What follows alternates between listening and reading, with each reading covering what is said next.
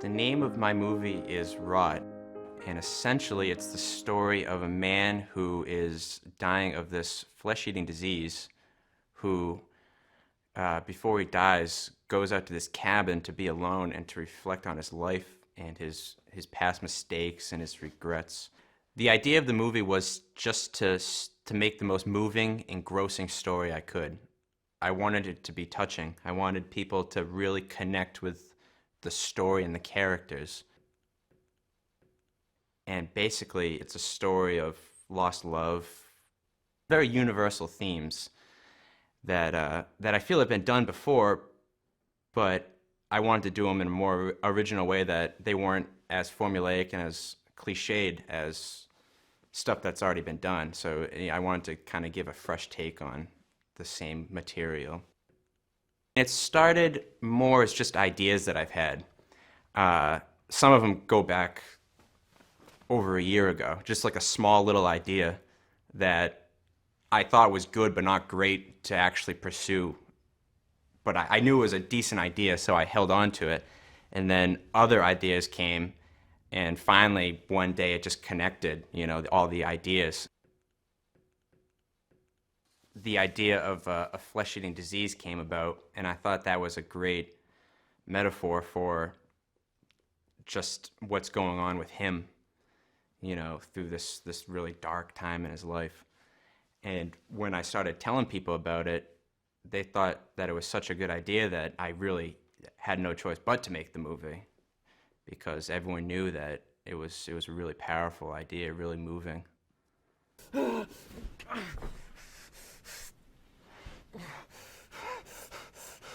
I've always wanted to direct, and this was the idea that I felt was the best and actually worth doing. I started scouting locations, talking to people, trying to raise money, doing all these things as I was still writing the movie. So I was still in the process of writing it.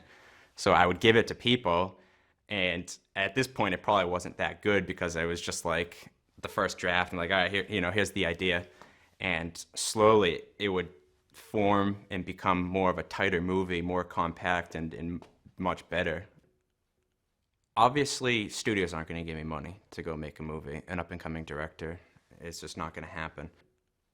The first part of Rot, I funded myself with all my money. And unfortunately, when we got back in to complete it, I didn't have any more money. So I had to turn to crowdfunding to raise the rest of it. And I thought that it was just going to be family and friends, but surprisingly, a lot of people did donate to the movie that just came across it and just thought it looked cool. They liked the idea and they believed in it, and that's the only reason that they donated their money.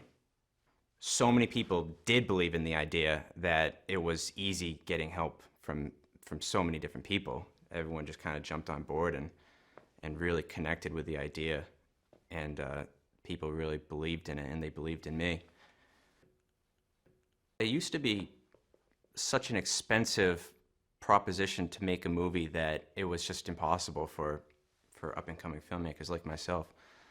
But now, through crowdfunding, it's really made it easier for people that really have a strong idea to get in there and raise money and get people to believe in the project. I want to put the movie in as many film festivals as possible. I want to use it as a calling card, almost, so from there I can get my next movie made. I want as many people to see this movie as possible. Now, obviously, I know that might not be the case. It might take some time to get going. There's so many filmmakers out there right now that it's really hard to get your movie noticed. But I feel that with the right idea and the right story, there's no reason why you can't do it.